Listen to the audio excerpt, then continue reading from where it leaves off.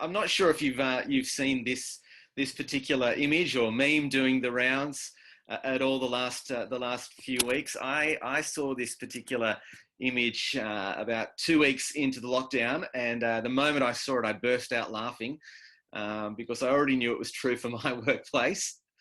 But this week actually marks week 10 for me working from home, and looking back on that meme now, I realised that it was even truer than I could have imagined at the time. Who led the digital transformation of your company? Was it the CEO, CTO, or COVID-19? Well, with my company at least, it's absolutely been a case of COVID-19, which has led us in that area. The seriousness of course, the virus aside, COVID-19 has had a massive impact on the workplace. Indeed, it's been described as the biggest shakeup of the Australian workplace since World War II. It's shaken things up in dramatic ways and in painful ways for many people, as they've had hours reduced, others have lost work altogether. But as that image, that meme there suggests, a lot of that shaking up that's happened has been positive too, or has the potential to be positive. Certainly in the digital space, but I think wider than that too, because the ways that we were living and working prior to COVID were for many people incredibly challenging and likely unsustainable longer term. The pace and the constancy of work, for example. And so this season that we've found ourselves in, I think, has acted as a much needed circuit breaker for potentially some really significant conversations to be had about the future of work, the workplace post-COVID-19. And it really pleases me to see that a lot of those kind of conversations are being had now. And so that is what, as Angus said, I want to spend a few minutes doing with you now. Not so much crystal balling how I think it will change, although we might pick up on that a little bit in the Q&A. But rather, firstly, I want to share with you a few suggestions that some are making about how the workplace might change longer term because of COVID-19. And then secondly, share 3 principles that I think are critical to keep in mind as we each play our part in shaping that change. Now, as Angus has already said, I'm a Christian person, and I recognise that there might be people joining us today from a variety of different backgrounds, faith backgrounds or non-faith backgrounds. And so my principles that I'll outline in a moment's time are very much informed by my Christian faith. And I hope that whatever background that you're from, that you'll find them helpful, and even more than that, maybe give you a little insight into what I think is good and positive about the Christian faith. But more on those 3 principles in just a moment. First of all, though, let me just lay out for you some of the commentary that has begun happening in the past few weeks about how work might change post-COVID-19. And some of it you have no doubt read or heard of for yourself. The first piece that I encountered asking questions about work post-COVID-19 was published in the Harvard Business Review in mid-April, a little over a month ago. The title of that piece, "What Will Work-Life Balance Look Like After the Pandemic?" And in it, the author explored the positives that many have been experiencing working from home, especially those like me with families. And in that piece, she wrote that post-COVID-19, she hoped that, quote, "one major shift will be a move away from the harmful assumption that a 24/7 work culture is working well for anyone. During this pandemic, employers are seeing that workers can't function well without accommodation for their family responsibilities. Will that lesson last after the crisis is over?" For me personally, I'm hoping it does, as many workers have shown that things can get done from home. And families, as a result, have benefited from that extra time of parents being around. And so if greater work-family balance comes out of this, then I think that's a tremendously good thing. A second area where a lot of conversation is happening at the moment is movement to and from work, how we're going to get to work. We just touched on that a moment ago, and our physical workplaces themselves. Social distancing is going to be with us for a while, maybe even some form of it forever. And so questions are being asked, how do we manage people in lifts, in office kitchens? As one article I read over the weekend predicted, this spells the end of hot desking. And depending on your relationship with hot desking, that may be wonderful news that you're celebrating, or you're mourning potentially the loss of hot desking. Even this morning, I just read in The Age that ANZ, workplace that many of you are from, is introducing thermal screening for workers at the entrances to your buildings as people begin to return. And then, of course, how do we get to the office with social distancing on public transport? A friend of mine who works for another one of the big four banks, he's planning to buy a new car because he's decided there's no going back to the tram for him. He's jokingly calling it his Coronamobile. But then, of course, there are concerns about the impact that's going to have on our roads during already busy peaks if more people are driving now instead of public transport. Fairfax columnist Wendy Squires predicted this in an editorial a few weeks ago. The peak hour push will be reviewed for many. That slow slog will be now paced out as businesses realise a 9 a.m. office start is unwarranted and unnecessary, with mobile phones meaning we can still work without physical distance. So again, when and where we work is up for grabs, and that's a live conversation too. And then thirdly, of course, there's the digital transformation. Now I'm talking to a group at workplaces, particularly thinking of ANZ, but I suspect the other financial institutions that are represented. Your workplaces are, in my opinion, probably much further down the road in this area than many other workplaces, certainly mine. But nevertheless, having had almost entire workforces at home has forced even the most tech-savvy of workplaces to need to push the boundaries further than ever before. And that's produced some really creative opportunities, both in terms of services offered, how they're offered. I'm sure I'm not the only one who during this whole lockdown has thought to themselves, the way we're doing things now is heaps better than how we used to do it. And so these are the conversations that are starting to happen. Where, when, and how are we going to work? What we offer, how we offer it. And so I don't think it's any exaggeration, that quote that I mentioned just a moment ago at the start. This is the biggest shake-up of the Australian workplace since World War II. So what's the way forward? Well, this is where I want to suggest 3 principles to keep in mind in all of these conversations which are bubbling up now and happening. And as I said, these 3 principles are very much shaped by my Christian faith. And so as I share them, I'll share a little bit about how it is my faith that is driving those principles. But here they are. Principle number 1, be loving. Principle number 2, be patient. And principle number 3 is be creative. So be loving, be patient, and be creative. Let me speak to the first one, be loving. Love is the foundational driving principle for a Christian person. And by love, I don't mean soppy romantic love, the rom-com type of love that we might immediately think of. But for the Christian person, love is defined by sacrifice. That is, love is a costly thing. It's putting your interests, your own agendas, even yourself, aside for others. And of course, the reasons the Christians understand love like this and why it's foundational driving principle for us is it's because it's how we believe the God of the universe has acted towards us. Leaving aside that whole question about the existence of God, which might be a question for some, just assuming for a moment that there is some higher power or being, how do we know what they would be like? For the Christian person, we're persuaded God has shown us what he's like in the person of Jesus. And the key thing he's shown us about himself is that he's a God of love. The kind of sacrificial, costly, other person-centered love I described a moment ago. A sentence in the Bible which really sums it up is this: but God demonstrates his love for us like this: while we were still sinners, Jesus died for us.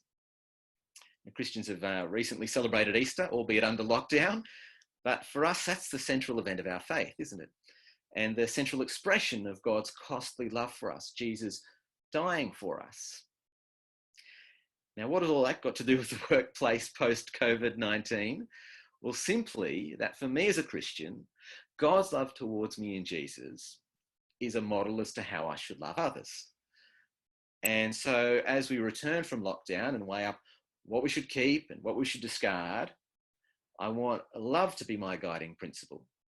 I turn the question around from what works for me to what works best for my team, what works best for my customers, what works best for my staff. Some of us may have loved the space to work remotely and been more productive as a result. I'm putting up my hand for that one. Others of us may be craving the opportunity to be back in a buzzing office filled with people. And in that scenario, they feel far more productive. Some customers might have loved the way that our products or services have been delivered online in fresh and new ways. Others might be longing for us to go back to the ways that we used to serve them. So the principle is this: be slow to consider our ways best. Instead, be quick to listen to what worked and what didn't work from your colleagues, your customers, your clients during this whole period. And be prepared to put our own interests aside for the sake of the other. So principle number 1 is be loving. Principle number 2 is be patient. I wonder if you're familiar with the concept of reverse culture shock. It's the idea that when you return to your home culture, the shock of coming back, if you've been away for a while, can in some cases be even more challenging than the original culture shock you experienced when you first left and went to a new culture. And I tend to think many of us are going to experience some form of reverse culture shock as we do return to our offices and workplaces. Just in the last 2 weeks, at least 2 people have explicitly said to me they're nervous about going back. They've gotten into a routine now. They know what work looks like now. There's nervousness about outbreaks of COVID-19 as we begin to return. And so going back feels daunting. So my principle here is we need to be patient with one another, with those experiencing reverse culture shock, but also patience around the actual shift back. If we have staggered returns, which is very much what most businesses are talking about at the moment, then it's likely that there's going to be some inefficiencies and there's going to be some communication breakdowns as we work through that. There's going to be some ambiguities around priorities. Who do we need to get back into the building first? Ambiguities around processes. What's the best way to operate in staggered returns? So in all of that, I think we're going to need greater patience than we ordinarily might need to have with our colleagues. And again, patience is a principle that's profoundly motivated by my Christian faith. Just as being loving is motivated for me by how God has been loving towards me, being patient is motivated by how God has been patient towards me. There's a sentence in the Bible that's significant for me here, and it's one where God is describing his character, and he says of himself, the Lord, compassionate and gracious God, slow to anger. That expression, slow to anger, is repeated numerous times throughout the Bible to describe God. Depending on your experience or understanding of the Bible, that might seem a surprise, because there's often a public perception God's an angry, hostile, vengeful God. But you read the Bible in context and you discover the exact opposite about him. There are injustices that he is rightly angry about. Just as there are injustices in the world we should be rightly angry about. But God is slow to anger. He's a patient kettle. He's like a watched kettle which takes a long time to boil. And in particular, God is patient towards those who want nothing to do with him. Like a parent whose child is ignoring them. Unlike my patience towards my kids, which expires quickly, and I'll confess has been expiring more quickly than usual in lockdown and all of us under the one roof. Not so with God. Patience is central to how he acts towards his creation, even those who might be ignoring him. So principle 2 is patience. Reverse culture shock is going to be a challenge. Staggered return is going to be a challenge. So let's be patient with one another as we transition back. So be loving, be patient. And my third and final one is be creative. As I mentioned earlier, this season has forced us all to try new ways of working. And some have been amazing successes, others less so. But the potential for some of these creative endeavors to continue and even expand once we transition back into the workplace, I think is really exciting. It gets me excited. At my workplace, it's opened up the possibility of some of the services that we offer locally now being offered nationally, reaching a whole new audience. And that's been really exciting for me and for our work. In my workplace as well, it's changed the way that we communicate as a staff team, both locally and nationally, for the better. I've heard several people, including myself, say that the comms from their CEOs and managing directors have been the best that they've ever been during this period. We've been using new platforms to collaborate, which has streamlined some inefficiencies that we had. And so I've really appreciated that. It's been exciting to be a part of that. Industries different to mine, I've loved watching the creativity amongst them as well too. Throughout this whole 10-week period of lockdown, I've been still going fairly regularly to my cafe just across the road here and asking my local cafe owner how he's going and what business has been looking like for him, and watching him, to use the word of the season, pivot. His operation has been exciting to watch. I'm hoping he keeps a lot of the new takeaway products that he's introduced once he begins trading normally again. So friends, keep taking the creative risks that we've been forced to take during this season. Try things out and fail. That's okay, but keep the creativity going. And again, this is something that's motivated for me by who God is. I believe he made this world, and you don't have to wander too far to see the creative beauty of this world. And perhaps in this season more than others, you've had the chance to literally stop and smell the roses a bit more. And so for me as a Christian person, the creativity of this world is evidence that the God I believe in is a God of enormous creativity and diversity. These are high values for him. One final Bible sentence which speaks of this for me. There is the sea. This is from the book of the Psalms. There is the sea, vast and spacious, teeming with creatures beyond number, living things both large and small. That verse speaks of the diversity in oceans as a testimony to his creativity, as do flowers and plants and trees and rugged cliff tops and sweeping deserts, all of which I believe he creatively created in all their diversity. And so like love and patience before them, God's creativity in his world is a model to me for the kind of creativity I should value and seek to bring to my work as well too.